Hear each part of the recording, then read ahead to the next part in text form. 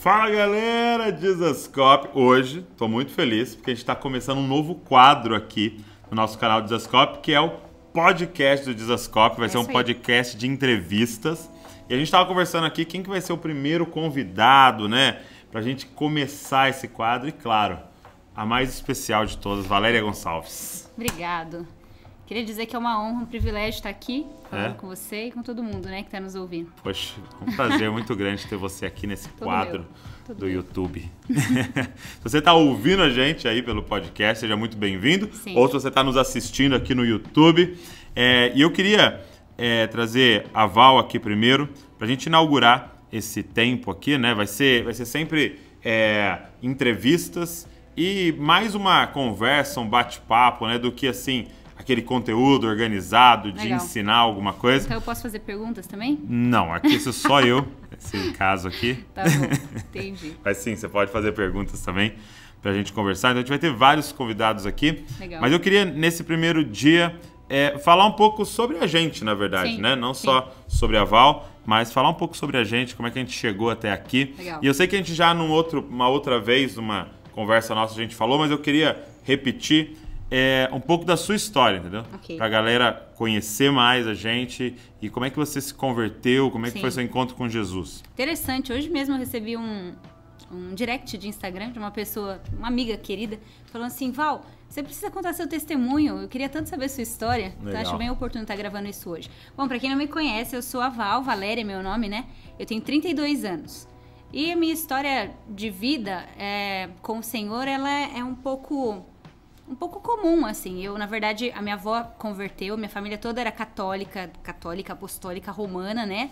Daqueles praticantes e tal. Legal. Eu lembro que até quando eu fui casar, eu fui entregar um convite numa tia minha. E essa minha tia, todo aquele preconceito com a igreja evangélica e tal, ela falou assim pra mim, você sabia que você é uma boa protestante porque vocês foram antes bons católicos, né? Então eles eram católicos roxos, assim, desses que gostavam de defender a missa, enfim, tudo isso. E... o que acontece? Minha família é muito católica, minha avó um dia na renovação carismática teve uma experiência com o Espírito Santo. E ela foi despertada por Deus para começar a ler a Bíblia. Olha só. E ela leu alguns textos e ela entendeu que idolatria era pecado e que ela precisava conhecer Deus por ela mesma. E aí ela contava uma experiência muito interessante, minha avó, tipo a matriarca da casa, assim, ela contava que um dia ela estava na sala de casa e passou uma propaganda, eu não lembro se é Rede Bandeirantes, o que era na época, mas era Valnice Milhomens na televisão. E quando ela viu aquela mulher fazendo propaganda da reunião deles da igreja, ela disse que ela ouviu Deus falando, olha, domingo você vai lá. Então ela saiu daqui da cidade, do interior, foi para essa igreja e depois disso... Era na capital? Era na capital. Era a Igreja Nacional do Senhor Jesus Cristo, algo assim, em Sejec. E aí, tanto é que ela foi a pastora da minha avó quase toda a vida da minha avó, né? Só agora, quando ela estava mais idosa, que ela veio congregar conosco. É verdade. Mas ela foi formada, né, na igreja da pastora Valnice Milhomens. E com isso, toda a minha família se converteu, toda a minha família veio ao Senhor. Então, desde que eu me entendo por gente, que eu tenho memórias, né, de criança, eu sempre frequentei a igreja, né? Ok. Então, assim, cresci nesse ambiente, o que pra mim hoje eu acredito que foi uma bênção, a proteção de Deus, foi extremamente saudável, porque os meus amigos eram da igreja, meus hobbies eram na igreja, então eu já fiz de tudo, tipo assim, desde limpar banheiro, cuidar de criança, ministério de dança, até louvor, até cantar eu já cantei. Pregar, tudo. Depois você vai dar uma palhinha aqui pra gente. Tá bom, pode deixar. E aí, cresci nesse contexto e tal, mas eu realmente fui ter uma experiência pessoal com o Senhor, porque uma coisa é você frequentar a igreja, né? Outra coisa é você realmente amar Jesus, se relacionar com Jesus. Eu entendi, na verdade, eu tive uma experiência com o Espírito Santo aos 17 anos, num retiro de carnaval. Você estava até nesse retiro. Eu estava, né? Você lembra? Eu fui tocada pelo Espírito Santo. Você lembra qual era o tema? Pra eu me situar. Você não vai lembrar? Eu não lembro o tema. Mas eu lembro que era o pastor Salomão que liderava a gente. Era bom de tema, tinha uns temas bons, né? Eu não sei se não era Duas Caras, né? Duas Caras foi um tema bom, né? Enfim, eu não me lembro muito bem qual era o tema. Mas eu sei que ali, durante o período do louvor, eu recebi um toque do Espírito Santo. E a partir daquele momento... eu acredito que dali em diante eu comecei a ter um relacionamento com o Senhor. Muito bom. E é legal porque todo mundo que eu converso realmente tem esses dois momentos, né?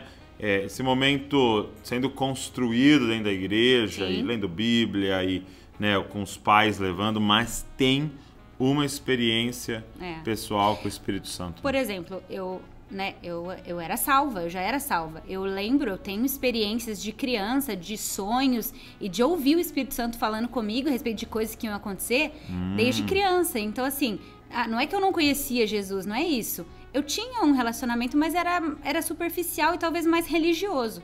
Agora, com 17 anos, realmente eu fiquei apaixonada por Jesus, entendeu? E aí eu acho que as coisas começaram a mudar pra mim. Foi um processo, tem sido um processo. Eu gosto daquela frase que diz que Deus não tem netos, né? É isso aí. Então Deus só tem filhos. Sim. E eu acho que isso é uma coisa tão importante de nós como pais entendermos, né? Porque ao mesmo tempo eu fico pensando, né? A gente teve uma conversa com o Gabriel Cantarino, né? E ele dizendo, né, que ele cresceu no contexto da presbiteriana e o quanto que ele amava a Bíblia, estudava a Bíblia, né? Foi incentivado a isso. E aí ele conta dessa experiência que ele teve com o Espírito Santo. Sim. Mas, apesar de ele entender que ali começou, né, algo novo, toda essa bagagem de Bíblia tá lá dentro. Sim. O Luciano Subirá fala algo interessante em uma das pregações dele. Que a gente tem que se relacionar com Deus a partir do amor. Mas muitas vezes, enquanto esse clique não acontece, enquanto esse conhecimento de Deus não é ampliado, eu vejo que uma das formas que ele usa para isso é o temor. Então, durante toda essa construção de infância, adolescência, dentro da igreja e dentro das regras, digamos assim, de alguma forma, os meus pais, meus avós e o ambiente conseguiu gerar em mim temor. Sim. Então eu sabia quem era Deus, apesar de ainda talvez não amá-lo com tanta intensidade, mas isso me fez permanecer ali, sabe? E eu acho bem saudável, na verdade, criar crianças assim, até que eles possam ter essa experiência pessoal. Porque agora, com tudo que a gente tem aprendido, dá um medo, né? Do mecânico, né? Sim. Do tipo, eu tenho que obrigar ele a ler a Bíblia, eu tenho que fazer ele ir na igreja, né? Só que tudo isso está lá dentro. E eu gosto de olhar para o apóstolo Paulo, né? Então, você vê a conversão de Pedro, muito importante, muito especial. Sim. E tudo que Pedro constrói ali. Mas aí quando você tem a conversão de Paulo, mesmo não andando os 3 anos com Jesus, o que foi o apóstolo Paulo? Mas porque tinha todo um depósito lá dentro que só foi ressignificado, né? Sim. Ele só olhava porque ele já sabia e falava, isso, iluminado pelo Espírito Santo. Então, isso é uma coisa muito interessante. Outra coisa que eu queria te perguntar, você citou a sua avó, né? Sua avó Lícia, que já faleceu, né? E eu queria que você falasse um pouco pra gente porque tem algo muito peculiar, né? O amor que ela tinha por Israel, né? Muito, nossa. E é uma coisa que a gente tem sido despertado recentemente do papel fundamental de Israel, né? Na história do que Deus está fazendo. Mas isso já há muitos anos ela falava disso, né? Sim. E talvez muita gente nem dava bola, né? Quem estava perto dela ali. Fala um pouco disso, como é que foi isso? Então, é porque em relação à importância de Israel, existem 2 extremos, né? Existe a teologia da substituição. O que a gente tem que entender a respeito de Israel? Até eu aprendi isso com os nossos amigos que estudam bastante escatologia, né? Com tudo que aconteceu a respeito da nação de Israel, durante mais ou menos 1.800 anos, os caras ficaram sem país. Você sabe que foi agora, né?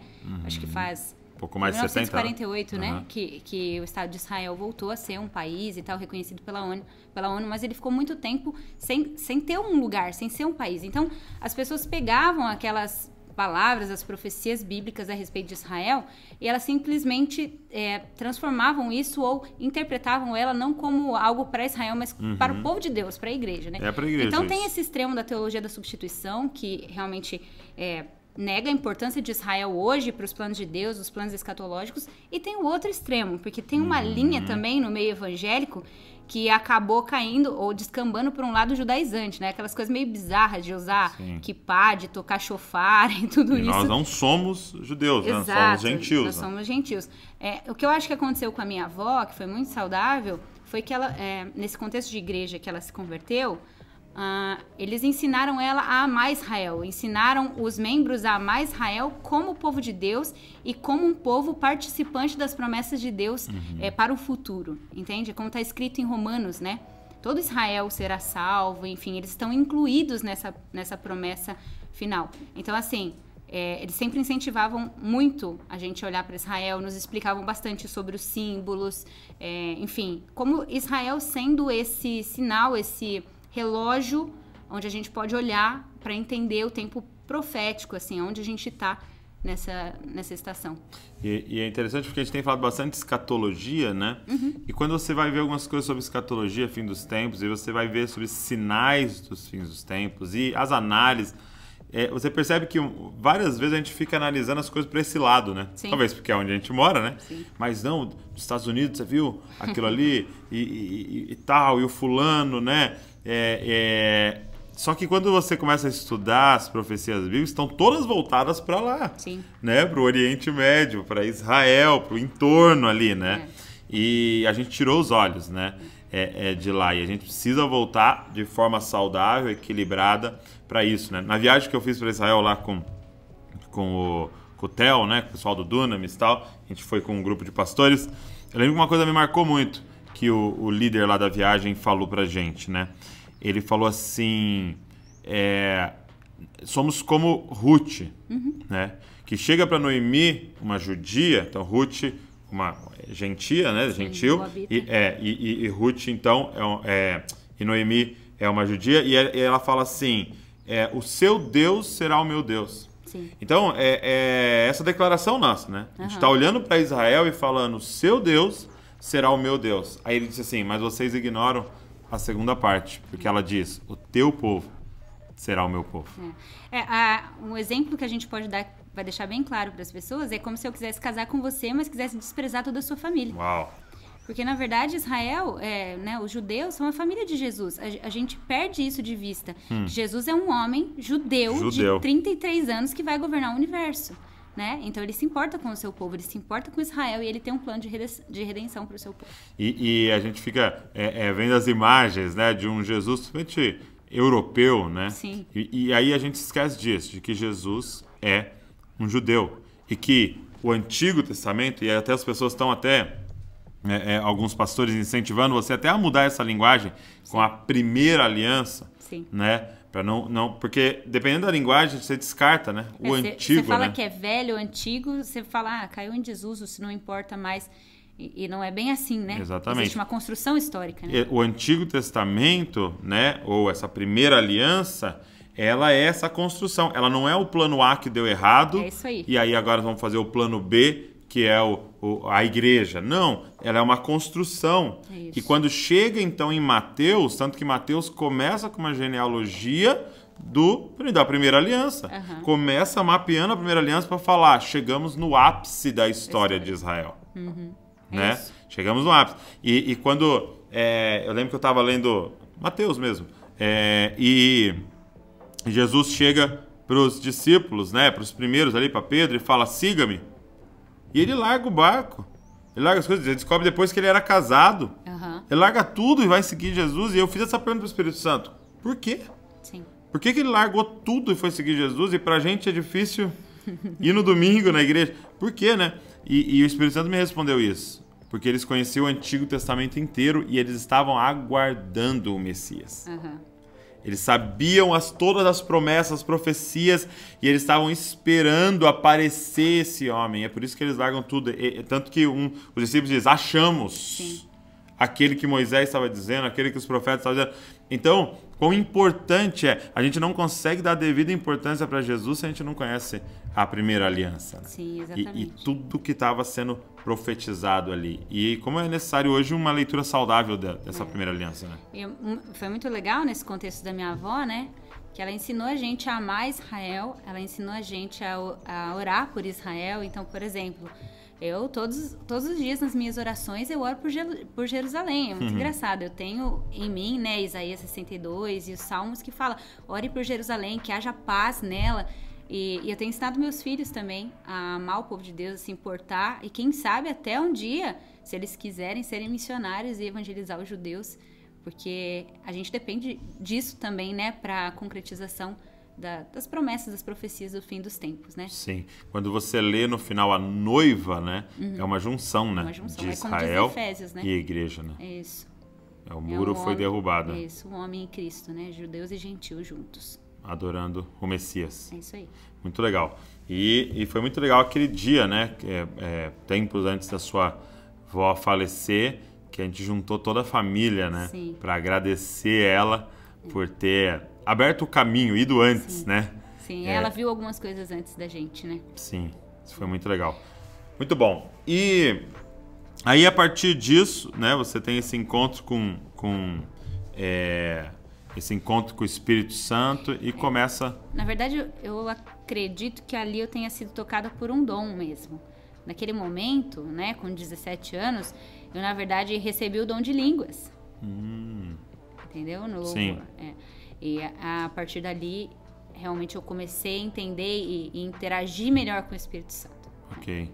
E qual que é a importância do dom de línguas na sua vida, assim? Então, é o que Paulo fala, né? Quem fala em línguas, na verdade, edifica a si mesmo. Eu acredito que Deus dá esse dom pra gente edificar o nosso homem interior, nosso espírito. E ali, naquele momento, foi exatamente isso que eu senti. Dali pra frente, eu comecei a crescer. Tanto é que orar em línguas é algo que eu oro também todos os dias. Isso que eu te perguntar hoje, assim, como é que é o seu... Eu oro todos os dias em Qual que é essa línguas. ferramenta na sua vida? No meu momento devocional, eu tenho, né, o meu momento de agradecimento, de confissão de pecados, de súplicas, de intercessão, mas eu também reservo um tempinho para orar em línguas todos os dias, porque ele vai fortalecendo o seu homem interior. Quando você ora em línguas, você não entende, tá? Mas o Espírito dentro de você ora a Deus e Deus entende aquilo que você está orando. Isso vai construindo, vai fortalecendo você enquanto uma pessoa espiritual mesmo. Que legal. E aí, agora perguntando uma outra parte da sua vida, com essa idade, 17, 18, o que você sonhava em fazer, assim? Quem que você projetava ser na vida e no sentido profissional? Tá. Então, engraçado isso, né? Deus muda os nossos planos, os nossos sonhos, né? Eu, Val, 17, 18 anos, achava que eu sabia tudo a meu respeito e a respeito da vida. Eu tinha, assim, na minha mente, e até por conta de feridas do passado, coisas que a gente não resolve, é importante falar isso, né? A gente vai construindo a nossa identidade, o nosso futuro em cima de feridas, muitas vezes, e a gente não percebe o quanto isso pode ser escorregadio. Então, na minha cabeça, casar pra mim era uma coisa que eu até queria, mas não era minha prioridade. Qual era o meu ideal de vida? Eu gostaria de me formar. Então, pra mim, eu sempre tive essa ideia da mulher ter que ser independente. A mulher tem que ter o seu próprio dinheiro, tem que ter o seu espaço. Então, eu queria me formar, eu queria ser uma profissional bem-sucedida, eu queria ganhar dinheiro. E se desse tempo, se sobrasse tempo, eu poderia, né, ter um marido e filhos. Mas realmente não era minha prioridade. E aí, quando você pensa que você sabe alguma coisa ou que você decide alguma coisa, Deus vem e te dá, né, te pega pela orelha, te dá uma rasteira, e graças a Deus porque Ele faz isso. Eu, no fim, que era a pessoa que falava que ia casar tarde, no fim, me vi casada com 20 anos. Sim. Casei super cedo, primeiro formei família, primeiro tive filhos, e aquilo que era o meu sonho de ser uma profissional independente e tal, foi, de certa forma, deixado de lado muito naturalmente. Deus foi invertendo, trocando as minhas prioridades e os meus sonhos. Entendi. Então, a Valéria que sonhava com 17 anos, projetava uma outra vida. Projetava uma outra vida a partir das feridas dela. Entendi. Entendeu? A partir de falsos deuses que ela achava que poderiam suprir ou tampar o buraco do coração dela. Entendi. Você entendeu? E é por isso que com 17 anos foi tão importante essa minha experiência com o Espírito Santo. Porque eu acredito que ali, na verdade, começou um processo de redenção da minha identidade, do meu propósito, do meu destino, que tem se desenrolado até hoje, né? Eu acredito naquilo que o apóstolo Paulo fala, aquele que começou a boa obra é fiel para completar. Então, estou no processo. Mas, a partir dali, ele realmente começou a mudar minha mente. É doido isso que você está falando, porque uma coisa que a gente tem aprendido muito hoje, e tem sido muito enfatizado, né? É o planejar, Sim. O projetar, o se preparar, você tá no ponto A, você chegar no ponto B, Sim. E o que você vai fazer e tal. E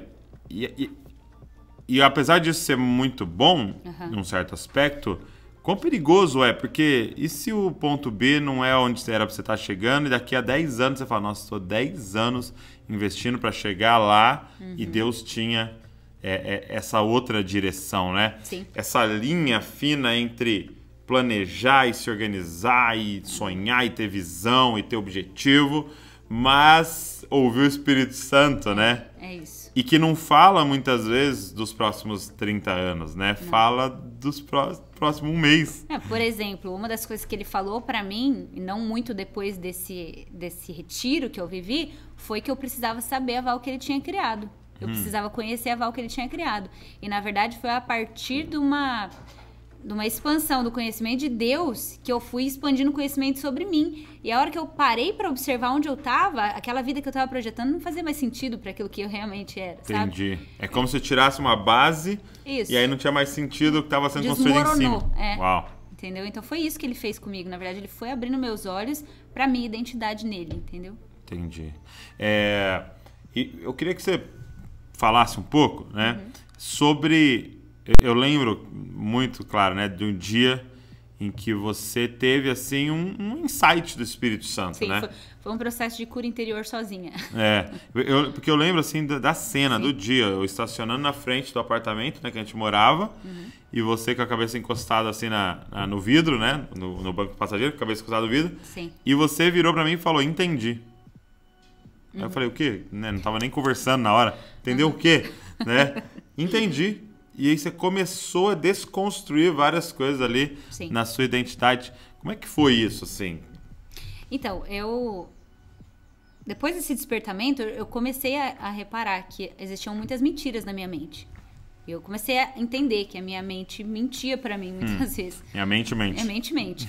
E eu comecei a pedir ao Espírito Santo que ele me tirasse dessas crises existenciais que eu tinha. Eu era muito refém, por exemplo, de ira, de mau humor, enfim, de algumas coisas. Eu tinha algumas reações involuntárias que eram, na verdade, um mecanismo de defesa. Qual que é o problema? Eu tinha sofrido ao longo da minha vida com rejeição, com manipulação, com abandono. E olha, eu quero falar aqui que, de repente, não é nem a situação que foi tão problemática. Quem olhasse de fora falava... Talvez não veria a mesma coisa. Mas... Cada pessoa, cada ser humano tem tipo como a gente tem um esqueleto por baixo da pele e dos músculos, cada um tem um esqueleto emocional. Você entende o que eu tô querendo dizer? Sim. Então tem um nível de peso que cada um suporta. E tem coisas que vão me ferir que não vão te ferir, tá?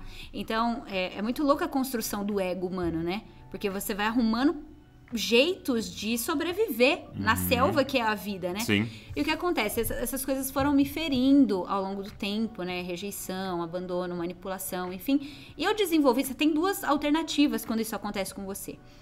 Via de regra, ou as pessoas vão para autocomiseração, então elas se tornam vitimistas, coitadinhas... Olha o que aconteceu comigo, a minha história. Uma tendência a se esconder. E você fica curtindo aquela fossa da sua vida e nada dá certo pra você. Então tem esse lado. E tem um outro lado, que é aquele lado tipo assim... eu apanhei? Então nunca mais ninguém vai bater em mim. E agora eu vou bater também. E agora eu vou bater. Antes que me batam, eu vou ferir. Porque realmente, a gente só é ferido... né, a partir de pessoas que foram feridas. Então assim, né, quem foi ferido fere, é um ciclo interminável. E eu escolhi essa segunda via, que é uma via da rebelião, da revolta. Da rebeldia. Então eu queria ser diferentona, entendeu? Eu queria ser a hippie. E olha, foi Deus que me guardou pra eu não ir pras drogas. Enfim, esse tipo de coisa, assim. Foi o lado que eu escolhi. Só que chegou um momento, depois que eu tive essa experiência, que eu percebi que aquilo não tava dando certo. Sim. Entendeu? Como é que eu me sentia? Eu me sentia como como é que eu posso dizer? Como um molusco, uma coisa bem frágil, amparada por uma armadura, tipo assim, uma coisa de ferro ao meu redor. E o trabalho era não deixar ninguém penetrar. Exato, só que é cansativo, você não tem noção, é exaustivo. E quem tá ouvindo a gente aqui que passa por essas crises de identidade vai se identificar com isso que eu tô falando. Eu cheguei nesse momento e falei, Senhor, não dá mais. Eu preciso entender o que você quer de mim, quem eu sou em você. Enfim, eu comecei a fazer perguntas pro Espírito Santo. E uma coisa muito legal que eu sempre procurei cultivar na minha vida foi essa conversa interior com o Espírito Santo, sabe? Sim. Então, como eu disse pra você, desde pequenininha eu sei qual é a voz dele. Através de sonhos ou através de impressões mesmo que eu tinha na minha mente. Então, eu conversava com ele na mente o tempo todo. E aí, nesse processo de pedir pra ele abrir os meus olhos, ele me levou a esse texto de Efésios, que fala que nós estamos assentados com Cristo nas regiões celestiais. Ok. E aí, nesse dia que eu estava no carro, o insight que me veio era justamente esse, que eu não precisava mais olhar para a vida da terra para a terra. Que eu não estava sentada aqui embaixo, eu não precisava ficar olhando para as circunstâncias com essa perspectiva. Eu tinha agora uma posição privilegiada em Deus. Agora eu podia ver a minha história, aquilo que aconteceu comigo, podia ressignificar isso a partir do trono de Deus. Porque quando ele me salvou e quando ele colocou o Espírito Santo dele em mim, poxa, eu sou agora o corpo de Cristo, eu sou Cristo na terra. E ele tem um plano bom para mim, pensamentos de paz. E aí eu percebi que eu podia olhar para minha história de uma maneira diferente. E aí nesse dia ele começou a me trazer todas as circunstâncias, em infância, adolescência, tudo que tinha ficado realmente na minha memória e que estava me travando durante a vida inteira. Muitas Quando coisas. você diz assim, o quê? Que coisa assim? Falas de pessoas, momentos que eu fui rejeitada por amigos, situações de família, tudo.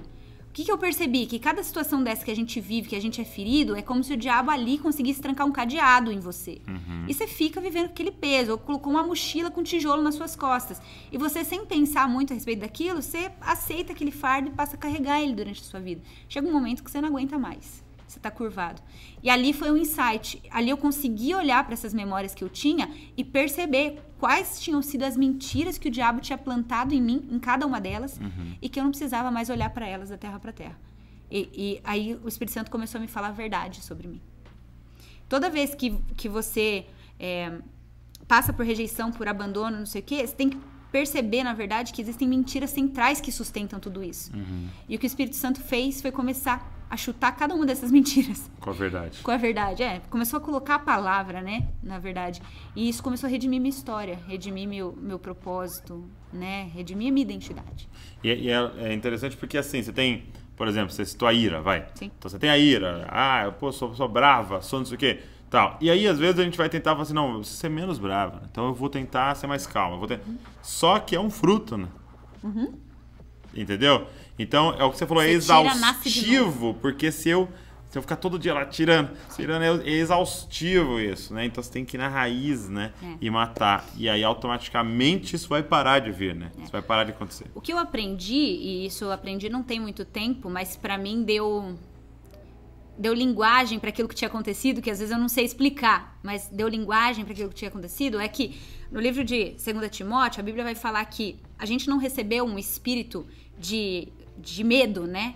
Mas a gente recebeu o Espírito Santo, que é um espírito de amor, de poder e de equilíbrio. Ok. E eu aprendi, até foi um livro que eu li, depois eu posso trazer o nome para vocês, mas todas as vezes... Vencendo o medo, né? Vencendo o medo? Será que é isso? Isso. Que é da Teresa Lipscher, da Dana Lipscher, eu não vou saber o nome. Depois a gente coloca na descrição aqui. O que eu aprendi, na verdade, é o seguinte, toda vez que falta, ou que você não deixa o Espírito Santo acessar algumas áreas na sua vida, te falta amor, te falta poder e te falta equilíbrio. Então, por exemplo, quando você não se sente poderoso em alguma circunstância da vida, você pode buscar o Espírito Santo, né? Você pode acessar o Espírito Santo e vencer aquilo em Deus, ou você pode fazer parcerias com sentimentos que te dão a falsa impressão de que você é poderoso. Ok. A ira, por exemplo. O que é a ira? É essa falsa sensação de poder. É tomar o poder na força. Não, eu vou controlar do meu jeito, porque eu gritando funciona, eu ganho o controle aqui, eu ganho o poder. Você entendeu? Então, o que o Espírito Santo foi fazendo na minha vida é tirando esses substitutos, essas parcerias que eu tinha feito, que na verdade estavam me destruindo, né? E que só ele podia te dar o verdadeiro, né? Exatamente. Isso é muito interessante. E não adiantava, no meu caso, por exemplo, fazer terapia. Entendeu? Porque eu acredito, inclusive, que é muito indicado e bom para algumas pessoas. Sem dúvida. Né, a gente sabe que cuidar da saúde mental é algo importantíssimo, mas no meu caso, estou falando da minha experiência pessoal, eu precisava realmente ser redimida por Deus na minha natureza. Ok. Porque se eu conversasse com alguém e fizesse uma terapia, eu podia até adestrar meu comportamento. E aprender a tirar os frutos, Isso, né? Mas eu não ia mudar a natureza, entendeu? E o que o Espírito Santo foi fazendo é, com a palavra, construindo uma nova natureza. Agora, uma coisa legal dessa história que você está contando é que a impressão que eu tenho, assim, quando eu ouço, é de um quarto escuro, né? Como você disse. Porque muitas das coisas, a gente não percebe essas coisas. Não né? percebe. E aí tem muitas daquelas frases, eu sou assim. Isso é a Val. Gabriela. Se você gosta de mim, você tem que gostar de mim assim, né? Minha Eu personalidade. nasci assim, cresci assim, vou morrer assim. E aí, por quê? Porque é um quarto escuro, você não tá vendo? Sim. Por isso você tropeça em tanta coisa, né? E a impressão que eu tenho é essa luz acendendo, né? Falando, olha, isso é isso, e aquilo é aquilo. Então, quando me falaram isso, eu tô respondendo assim. Sim. E tal. Então, só que acender a luz não garante que você vai mudar. Garante que você tá vendo agora. Exatamente. Aí Então, é a tua escolha, né? Exato. Então, quando você fica irada, você fala, opa, estou irada por causa disso, não estou confiando no Espírito Santo. Então, você tem luz. Só que agora, não tropeçar mais, mudar as caixas de lugar, é uma escolha sua. E aí, foi uma jornada, né? E aí, é uma jornada, né? Que eu tô falando de um processo que começou com 17 anos, eu tenho 32. E é muito engraçado isso, porque a gente é muito simplista, às vezes, né? Você fala assim, não, beleza, isso daqui tá resolvido. Até aparecer a situação que te cutuca de novo, né? E aí, às vezes, quando você fala, não, realmente, venci, olha só, isso que me incomodava não incomoda mais, isso que eu fazia não faço mais, acontece, mas também acontece em áreas de você, putz, não acredito que ainda acontece a mesma coisa, entende o que eu tô querendo dizer? Sim, as mesmas reações. Então é um processo. Um processo. Porque esse jogar luz tal é algo instantâneo. Sim. Acontece, é como você tá falando aqui no insight ali e tal, do Espírito Santo. Mas esse reorganizar vai à vida. É né? uma renovação de mente, sabe? Eu costumo dizer, é tipo como se você tivesse um software ali instalado há anos, rodando daquele jeito. Você nem precisa parar e prestar atenção. Você pensa assim, é automático, né? Aí agora você tem que, isso aqui não serve mais. Então você tem que tirar aquele software, desinstalar e reinstalar um novo. Sim. Porque não adianta deixar o espaço Exato, vazio. Não tem como não rodar nada. Exatamente. Então, assim, por isso que Tiago vai falar assim, acolhei com mansidão a palavra implantada em vocês, porque ela é poderosa para salvar a vossa alma. Alma no sentido de psique, emoções, sentimentos, pensamentos.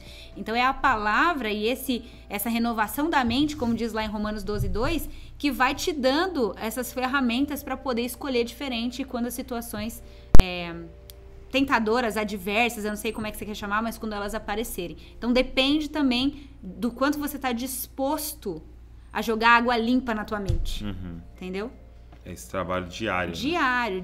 E com a Bíblia. Com a palavra, com entendeu? a verdade. Com uma cosmovisão, não mais a partir do mundo, não mais a partir da opinião que você tinha ou das suas feridas, mas a partir dos olhos de Deus. É olhar para si mesmo pelos olhos de Deus, olhar para as pessoas pelos olhos de Deus. Muito bom. Um dia para mim que foi assim, né, parecido com o que você está falando, foi o dia... e é louco como Deus faz as coisas. Né? Eu lembro que eu estava numa conferência lá em São Luís, no Maranhão. E aí eu ministrei e tal, e eu fui para a sala com os pastores para jantar. Sim. E havia lá um pastor que pregaria no outro dia. Sim. Né? E ele começou a me falar sobre uma análise de personalidade. Sim. Né? Ele começou, cara, eu estudo muito uma análise de personalidade, as pessoas são isso, aquilo. E eu, cara, fiquei super interessado em ele falando, e acontece isso e tal, e era o Enneagrama, né? Sim. E ele falando desse tipo de personalidade, aquele tipo de personalidade e tal, e ele descrevendo as coisas. Aí eu percebi que ele começou a descrever umas coisas minhas, assim, sabe? Que ele já fez a leitura, né? Sim. E aí foi muito legal, porque ele falou assim, nossa, cara, esse é um assunto, assim, que...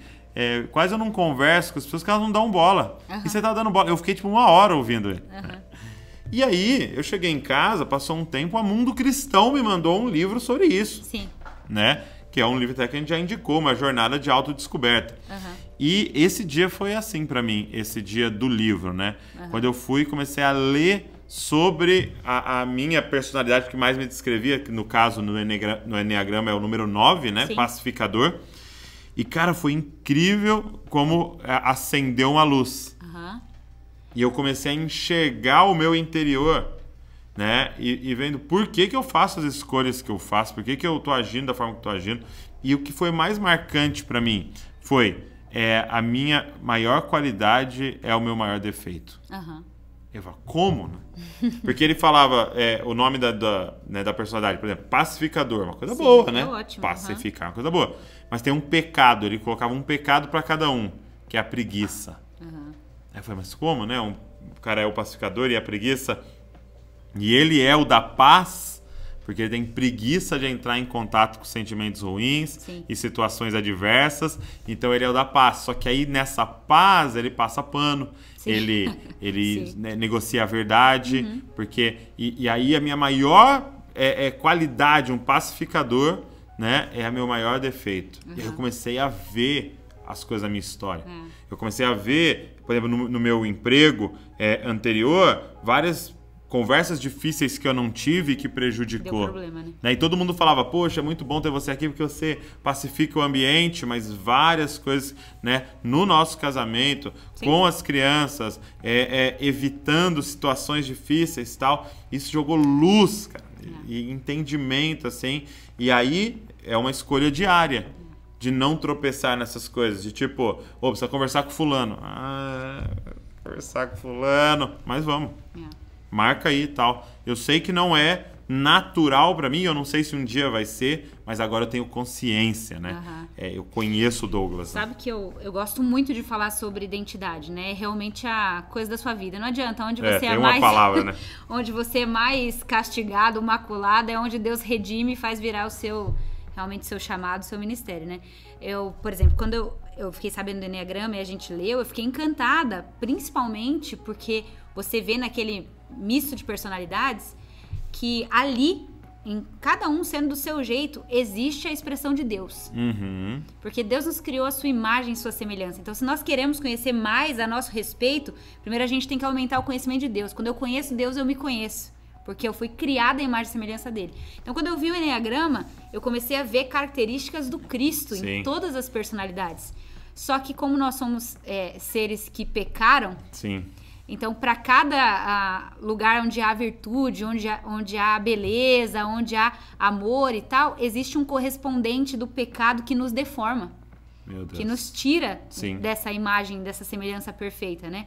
E aí é exatamente isso que você está falando. Por exemplo, eu sou uma pessoa que sempre fui muito convicta das minhas coisas, Sim. muito, né, muito assertiva, assim. Para mim, é o Eu preto creio no branco, nisso, a verdade vai ser, a verdade, a mentira é mentira e tal. E ser convicto é ótimo, não é? Sim. É maravilhoso. A gente precisa de pessoas convictas na humanidade. Mas, ao mesmo tempo, se eu não tomar cuidado, essa convicção vira um tremendo de um orgulho ou de uma espada, arrogância, né, que fere pessoas. Então, é a gente saber ler o que está em nós, o que Deus colocou na nossa identidade, que expressa a virtude de Deus. Tem coisas únicas e maravilhosas em cada um de nós que expressa Deus. E aonde está realmente aquilo que é pecado. Né, que nos deformou. Qual personalidade é a sua? Eu sou o 6 no Enneagrama, eu sou o leal. Leal. O leal. A lealdade pra mim a verdade sempre foi algo muito importante, só que aí em nome da verdade, muitas vezes eu era cruel. Em nome da verdade, muitas vezes eu era sem educação, grossa.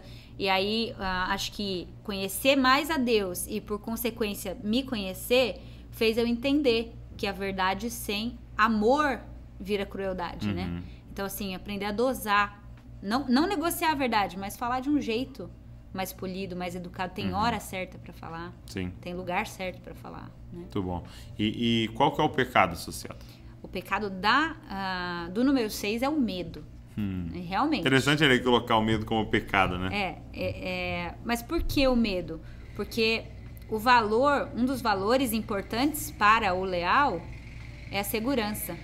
Né? Então, toda situação onde você pode viver uma dor de perda, sei lá, alguma coisa assim, o 6 vai evitar.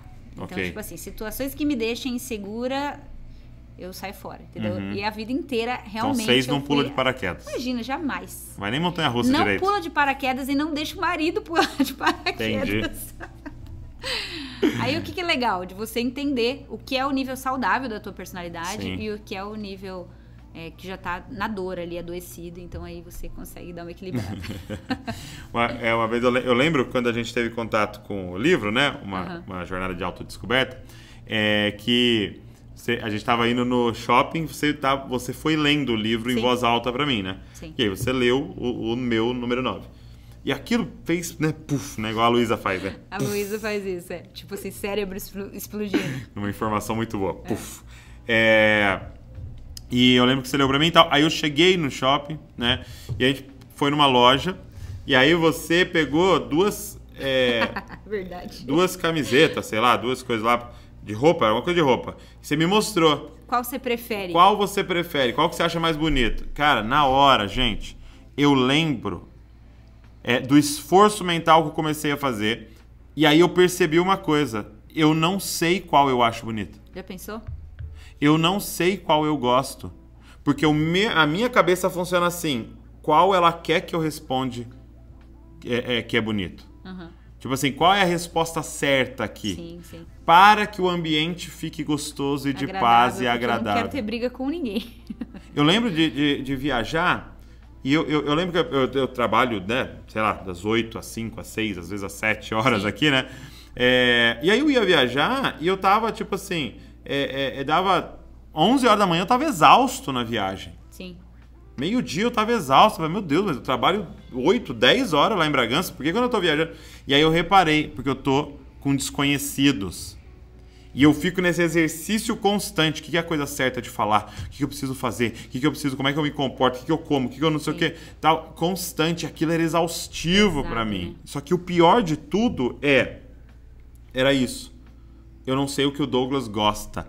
E o problema é que o que o Douglas gosta glorifica a Deus. Sim. Minha missão é ser o Douglas. Sim. E eu não estava conseguindo ser o Douglas, porque eu estava adaptando esse Douglas para paz, para agradar. E apesar de todo mundo muitas vezes ficar feliz, será que Deus estava feliz? Será que é o que ele queria, né? Exatamente. Então isso é muito doido. E essa é a dor e o benefício do autoconhecimento. Sim. Quando Deus vai jogando luz na sua vida, né? É maravilhosamente terrível. É maravilhosamente doído. É isso aí. Você ri chorando. É porque, cara, tem aquela máxima velha, né? Ignorância é uma bênção. E de certo modo é mesmo. Porque quando você começa a entender, quando você é despertado, acordado da inconsciência para a consciência, você vai ver um monte de coisa que você não vai gostar. O Espírito Santo vai te mostrar um monte de coisa que tem que mudar. E aí é por isso que a gente fala que é maravilhosamente terrível, né? Porque é doloroso, mas também é maravilhoso. Porque você colhe os frutos daquilo que Deus faz em você quando você dá espaço para que ele trabalhe na sua personalidade. Eu lembro de um filme, se eu não me engano, chama A Ilha. Né? É muito bom esse filme, inclusive. É muito bom. E aí eu vou dar um spoiler, tá? Senão você pula aí. Já sai daí. Já pulam 5 minutos ainda. Mas é uma ilha que é tipo uma prisão. Sim. Né? E aí o cara tá investigando. Tá investigando. E ele, e tem uma parada aqui na ilha, ele é um investigador. E aí chega no final, você percebe que tudo ele tá alucinando. Que não tem nada. Na verdade, ele é um dos prisioneiros da ilha e ele tá alucinando, ele tá inventando toda aquela história, né? Então não existe nada dos negócios. Só que aí, durante o filme, vai vindo flashes de que ele tinha, se eu não me engano, era assassinado a esposa e os filhos, algo bem terrível assim, né? E aí chega no final, ele tá consciente de quem ele é e com a história dele. E ele tem que fazer uma escolha, né? Fazer uma cirurgia lá no cérebro que tinha lá no filme e tal, e ficar consciente o tempo todo. Sim. Ou viver uma fantasia. E ele escolhe viver uma fantasia, né? Ele fala, o que adianta ser consciente? É um símbolo, né? É esse símbolo. Só que, cara, nós temos que entrar em contato com a verdade. Sim. Porque é só assim que nós seremos curados e transformados por Deus. E, gente, quem tá nos ouvindo, dói. Dói. Entendeu? Não é bonito. Não, é um processo. É um processo de dor ali. É tipo o primeiro dia de academia. Entendeu? É isso aí. Dói, porque você vai ver coisas sobre você que você ficou fantasiando que eram lindas e maravilosas, sua personalidade, que você... E, cara, e que são pecados. Mas é por isso que o apóstolo Paulo vai falar em Filipenses 3, né? Embora eu ainda não seja tudo que eu nasci para ser, eu faço uma coisa. Deixando as coisas que para trás ficam, eu prossigo para o alvo. Então, o ponto para você nunca parar de caminhar, o ponto para você nunca parar de crescer em quem Deus te fez para ser, porque realmente é uma construção de identidade, né? Uma descoberta da real identidade que foi tão maculada pelo pecado. O ponto é fixar os olhos no lugar certo, né? Então, assim, você não é transformado simplesmente por ser transformado. O povo fala assim, não, você precisa ser sua melhor versão. Sua melhor versão não vai adiantar. Você, na verdade, precisa ser transformado à imagem de alguém. Sim. Você precisa ser transformado à semelhança de alguém. E aí, é por isso que eu falo tanto, e quem me segue sabe que eu falo tanto de contemplação. Porque a Bíblia vai falar que a grande chave para ser transformada é essa. Todos nós, com o rosto descoberto, contemplamos a glória do Senhor. Quem é a glória do Senhor? É Cristo. Quando você contempla Cristo, você vai sendo transformado de glória em glória à imagem dele, a semelhança dele, a personalidade dele. Sem deixar de ser você, com toda a sua subjetividade, mas mais parecido com Cristo. Porque Cristo é tão grande, como diria o escritor, que bilhões de pessoas não dão conta de expressá-lo na sua totalidade. Né? E a gente poderia dizer que nós somos um pedacinho de cada pessoa e situações que a gente contemplou. Né? Sem dúvida. Então, você contemplou sua mãe, você contemplou seu pai, você contemplou os professores, você contemplou o seu ciclo social ali da sua escola, você contemplou todos os seus heróis, né? Você se transforma à semelhança daquilo que você contemplou. Isso. E agora, como que vai ter transformação? Isso aí. Contemplando Cristo, diariamente. Diariamente. E sendo transformado essa imagem. Você vendo ele perdoando. O que você vai sendo transformado? Um perdoador. Misericórdia, né? Mansidão, você vai sendo transformada. Isso é muito legal. Sim. Agora, depois dessa transformação, né? Ou esse início de transformação, esse início de jornada, a gente está sempre envolvido com o ministério, né? Sim. E a gente sempre esteve envolvido com liderança, com tudo isso. Como é que foi para você abraçar o ministério, abraçar essa jornada aí, né? Foi bem desafiador. É engraçado, as pessoas falam... Quando a gente abre caixinha de pergunta no Instagram, a gente vê o quanto as pessoas gostam de criar idealizações a respeito dos outros. Porque eles mandam assim, Val, como é que foi pra você? Você cumpre tão bem a sua missão? Foi fácil pra você e tal? Enfim, esse tipo de coisa. Como fazer para dar conta de tudo? Como se a gente desse conta de tudo, né?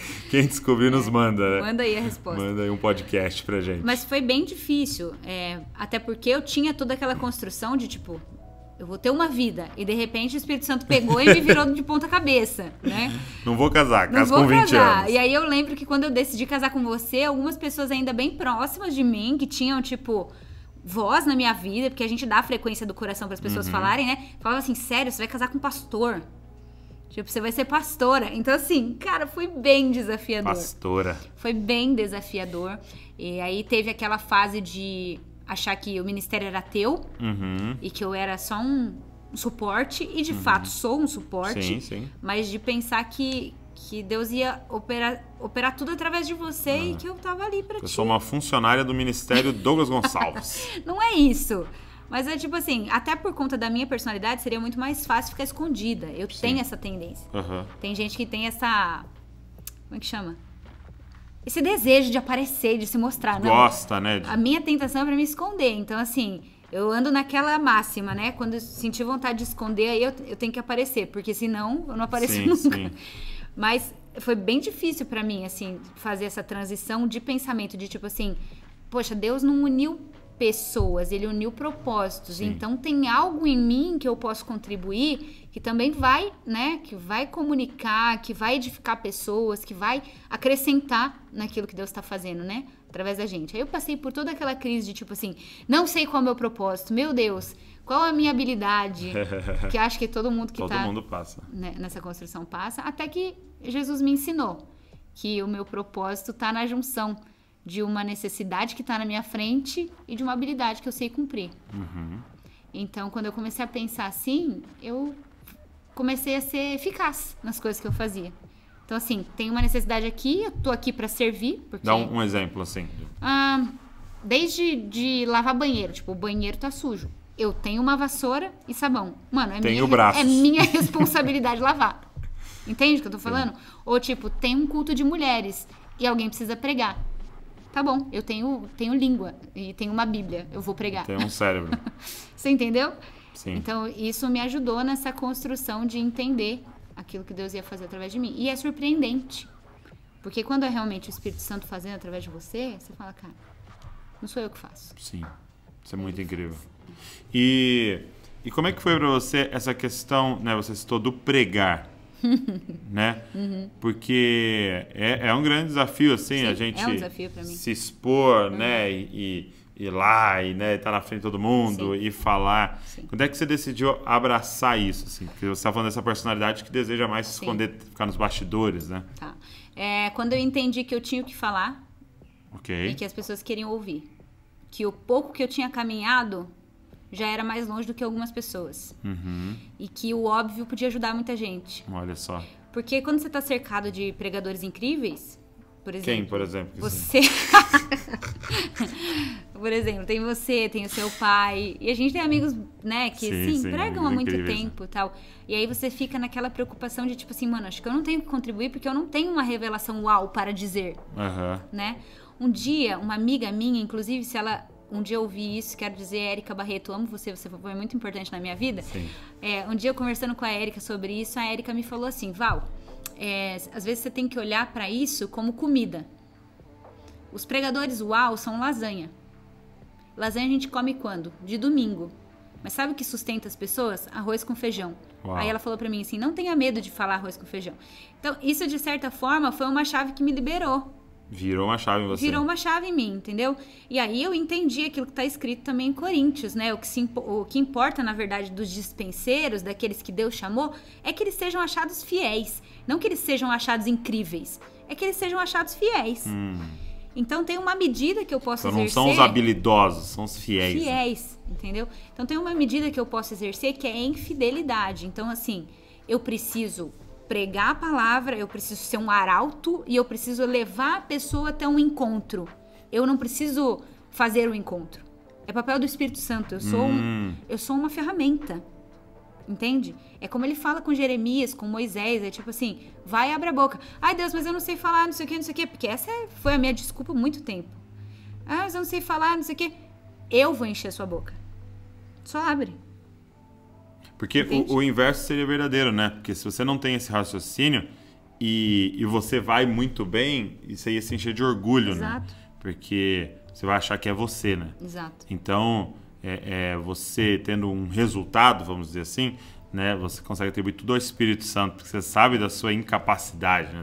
Da sua pequenez diante daquilo, né? Sou fraco, né, cara? Exato. E uma coisa que eu acho que era legal a gente falar aqui é que eu creio que um outro motivo, porque assim, eu né, que vivo com você, sei, por exemplo, do quanto você tem mais facilidade para escrever. Sim, muito mais. Entendeu? E que é bem provável que um dia Deus vai te permitir escrever um livro e tal. E escrever, e o feedback que você tem da sua escrita, né? Então você senta lá e flui muito mais. Eu já tenho dificuldade com a escrita e tenho mais facilidade no falar. Sempre tem o orador que escreve ou o escritor que fala, né? Exato. Você acaba fazendo os dois, mas eu realmente acho que eu vou escrever mais do que falar. E você, assim, aceitou esse desafio do falar também por ter um espaço vazio, né? E eu acho que aqui era um apelo às moças, mulheres, meninas que estão nos ouvindo. Existe um vácuo, um espaço vazio no Brasil em relação a mulheres que ministram. Sim. Às vezes as pessoas falam assim, poxa, tô vendo aqui o cartaz do Desascope, não tem nenhuma mulher. Gente, precisa de se levantar mais mulheres. Eu não tô dizendo que não tem, ok? Tem mulheres incríveis. Não, tem. Precisa se levantar mais mulheres. Eu acho que nos últimos anos, até Deus tem sido generoso, que tem surgido nomes e pessoas que Deus realmente ungiu para fazer isso, né? Mas a escassez ainda é grande. Ainda é grande. E, assim, há esse apelo de se levantar mulheres e há também esse apelo aos maridos que estão nos ouvindo e que sabem que a sua mulher está em casa ou que ela está na igreja e ela tem um potencial, mas por algum motivo ela não se sente ainda livre para fluir nisso. Que você seja o maior incentivador, porque em casa, por exemplo, muitas das coisas que eu só fiz porque sabia que tinha o respaldo dele por detrás. Quantos esboços, né? Sim. E é uma coisa interessante de falar. Senta aqui comigo. Porque, por exemplo, eu vou fazer a escala ali da pregação na igreja, né? E aí eu escalo a Val. Eu coloco ela no domingo. Às vezes ela até quer esquivar, né? Não. Eu falo, não, é você. Tum, né? Então é esse papel também de, cara, de vai, né? De tipo, coloca na bicicleta e empurra e fala, vai, anda. Só que também, ao mesmo tempo, de início, agora não, mas de início me dava mais trabalho o dia que era você que ia pregar do que o dia que era eu que ia pregar. Sem dúvida. Porque eu aceitava fazer o esboço rapidinho, do meu jeito, eu entendo. E aí você me pedir ajuda, eu ia te ajudar, Sim. entendeu? Só que você tem as suas ideias, então eu tentei que ajudar as suas ideias e o jeito que você faz esboço, que faz sentido pra você, que é diferente do meu e tal. Eu gasto muito mais tempo te ajudando, eu gastava, Sim. do que eu. Então, ao mesmo tempo, é isso também, de eu também abraçar essa missão de ajudá-la, É isso aí. né? De incentivá-la, e realmente até eu lembro que o Leandro Barreto mesmo falou isso pra nós. Você falou da Érica Barreto, né? O Leandro Barreto. Desse desafio de levantar sua esposa, de auxiliar sua esposa a se tornar essa voz que a nossa nação precisa, né? Sim, Essa nação sem precisa. dúvida. E aí você pode estar, aqui tá nos ouvindo, pode estar falando, não, mas eu sou mãe, mas eu sou... Ótimo. É exatamente É isso que a gente essas precisa. pessoas que a gente precisa, entendeu? Que conseguem conciliar as coisas, são um exemplo nisso, né? É isso aí. Porque é mais do que simplesmente uma posição de fala, de discurso. É isso. É um símbolo, né? Sim, estar de pé lá é uma pregação. Quando o apóstolo Paulo vai falar dos líderes, né? Ele fala, cara, é padrão dos fiéis. Então, não é apenas sobre o que você vai falar lá em cima, mas é sobre saber que existe uma pessoa ali que é uma mãe dedicada, uma esposa fiel, alguém temente a Deus, uma mulher de oração. Você entende? A gente precisa desses modelos, né? A gente precisa de mulheres mais velhas que ensinem as mais novas. Modelos, né? Muito bom. E caminhando já pro fim aqui do nosso tempo,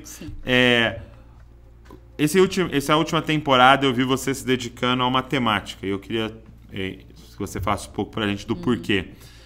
Você deu uma mergulhada, né, no estudo e tal, nessa questão da escatologia, essa mensagem maranata, né? E quando que te despertou para isso, assim, e por que você começou a se dedicar a isso? Cara, eu sempre gostei do assunto, mas eu confesso que eu abordava o assunto muito mais a partir da curiosidade do que de qualquer outra coisa, né? Mas quando a gente se viu em março, em face da pandemia e tantas mudanças rápidas no cenário mundial, eu comecei a perceber que eu precisava estar inteirada a respeito daquilo que ia acontecer.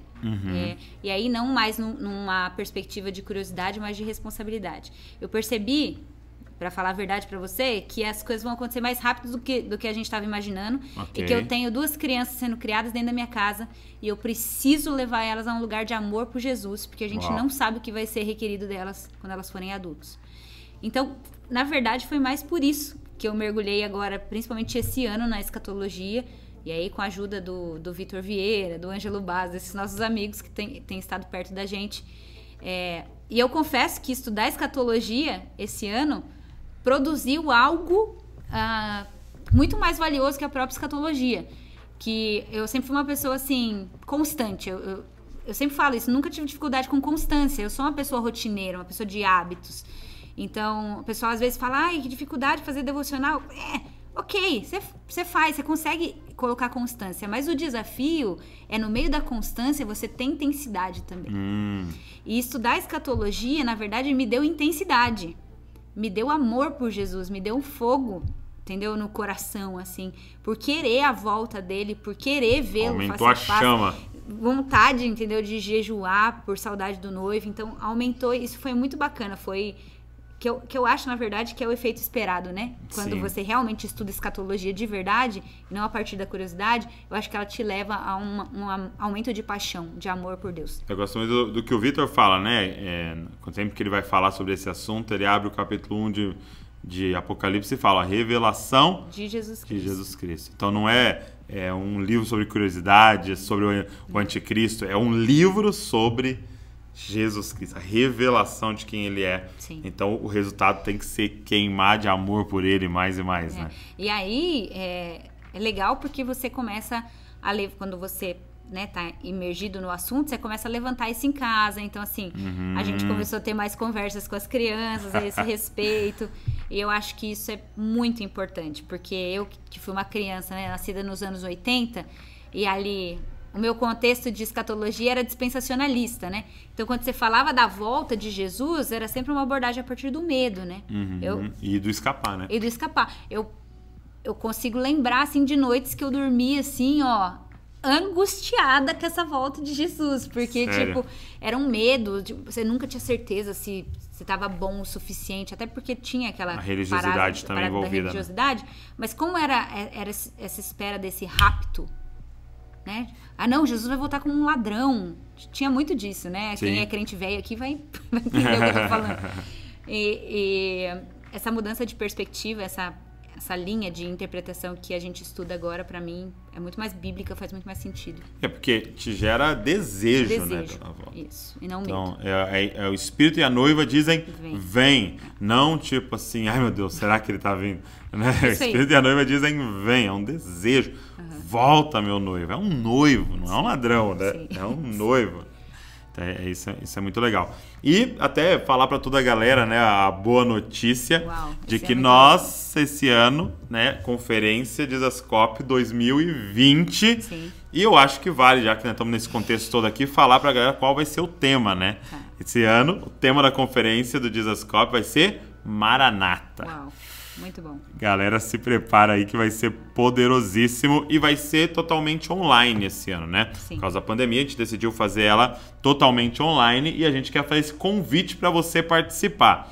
E assim, não é tipo assim, vai ter uma live. Não. É a Conferência Dizascope 2020. Então, é dia 7 de novembro. Vai ser das 9 da manhã às 9 da noite. Então, reserva o dia. Você vai ter que marcar. Igual você fosse comprar passagem de avião e vir para São Paulo para participar, você vai ter que marcar 7 de novembro de 2020, o dia inteiro. Então, põe roupa de conferência, seu Vans, entendeu? Se prepara. Tudo. Se você puder, se for seguro, chama uns amigos aí no sofá da sua casa e vamos para a conferência 2020. E, cara, a gente tem alguns convidados especiais para essa conferência. Sim. E assim, a gente ainda está em choque, né? A gente ainda está em choque. Porque é o seguinte, eu despretensiosamente falei para um amigo meu, o Vitor Vieira, manda um convite lá para o Mike Bickle, para ele participar da conferência 2020. E depois o Vitor me manda que ele aceitou. Eu não estava esperando por isso. Sim. Meu coração estava preparado. Então a gente vai ter o Mike Bickle. A gente estava conversando com o Corey Russell. A gente o Ângelo Basso já está confirmado. O Vitor Vieira vai estar com a gente. O Leandro Vieira, o Alessandro Vilas Boas, o Tom Molinari. Então vai ser assim, cara. Um dia muito especial para falar desse tema. E a gente queria muito que vocês não encarassem apenas como um evento online, mais Exato. né? A gente realmente está fazendo algo no Senhor mesmo para construir um entendimento na nossa geração que a gente acha que vai dar base para os próximos anos aí. Muito bom. Então, eu vou deixar o link na descrição para você fazer sua inscrição. Por quê? Porque você vai se inscrever e a gente vai mandar para você um material pré-evento. Porque o que a gente quer? Vou repetir de novo, não é uma live, não é um evento online. Eu quero que você leia uns textos antes. Sim. Você se prepare para essa temática, porque vai ser um dia da gente mergulhar nessa mensagem maranata, para você entender e para você virar um atalaia, você virar um propagador dessa mensagem, uma voz aonde Deus plantou você. Então a gente quer o Brasil inteiro com a gente lá. Então vou deixar o link para você, só clicar, já faz sua inscrição, já fica reservado, põe na sua agenda, põe aí, sei lá, escreve em algum lugar, 7 de novembro, você não pode perder, é um sábado. E nós vamos estar o dia inteiro juntos aí. E o último aviso que eu queria dar, antes da gente encerrar, é que nós gravamos um curso, né? Finalmente consegui fazer verdade. a Val gravar um curso. Que é o Bem Casados, né? A gente fez até uma jornada Bem Casados e a gente preparou esse curso Bem Casados. Então, Val, por que a gente gravou esse curso? Por que a gente decidiu gravar esse curso? Porque a gente precisava falar com noivos e recém-casados a respeito de bases, né? De coisas que podem nos ajudar muito na construção dessa relação. A gente entende que a gente precisa trabalhar também em prevenção, Sim. Né? Então, a nossa ideia era essa, poder construir as bases fortes para um relacionamento forte. Então, se você quer ser bem casado, a gente está dando toda a base bíblica lá, não é simplesmente experiências do nosso casamento, né? São as bases bíblicas, o que a palavra de Deus diz sobre casamento. Então, eu vou deixar o link para você também aqui, para você fazer a sua inscrição aí, para você participar desse curso. É um curso online, tá tudo disponível lá, tá? Já tá tudo gravado. Você vai entrar hoje mesmo e começar a fazer o curso. Eu tenho certeza que você vai ser muito abençoado. Então, você que está namorando, você que está noivo, você que é recém-casado, também serve para quem já está casado há mais tempo, tá? Vai abençoar muito você e serve para o solteiro que quer escolher no Senhor de forma certa. Então, se você tem fome por viver família de verdade à luz das Escrituras, eu quero te convidar para participar do curso aí Bem Casados. Eu tenho certeza que vai ser muito abençoado aí. Obrigado, viu? Por esse tempo aqui. Foi maravilhoso poder te conhecer um pouco mais. Obrigado, meu amor. Te amo muito. Também te amo. Deus abençoe você e não se esqueça, você é uma cópia de Jesus. Valeu.